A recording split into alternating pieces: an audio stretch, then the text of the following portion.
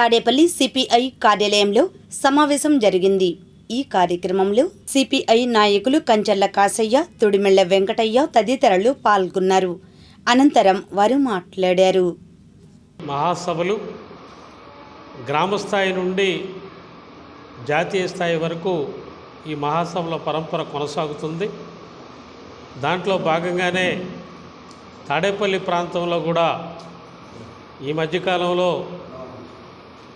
మహాసభలు పూర్తి చేసుకోవడం జరిగింది.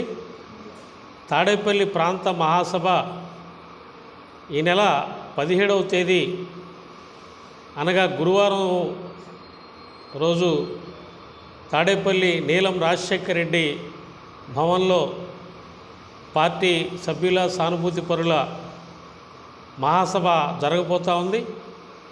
ఈ మహాసభలో సిపిఐ సభ్యులు సానుభూతి పరులు పాల్గొని జయప్రదం చేయాలని చెప్పేసి విజ్ఞప్తి చేస్తూ ఉన్నాం. ఈ మహాసభలు 3 ఏళ్లకు ఒకసారి జరుగుతాయి. గత 3 సంవత్సరాలుగా ఈ తాడేపల్లి ప్రాంతంలో అనేక పోరాటాలు సిపిఐ చేసినటువంటి నేపథ్యం ఉన్నది. పేద ప్రజల ఇళ్ల స్థలాల కోసం, ఇళ్ల పట్టాల కోసం, అట్లాగే రూరల్ ప్రాంతంలో, టౌన్ ప్రాంతంలో మౌలిక సదుపాయాల కోసం, రైతాంగ సమస్యల మీద అనేక పోరాటాలు చేసినటువంటి పరిస్థితి ఉన్నది.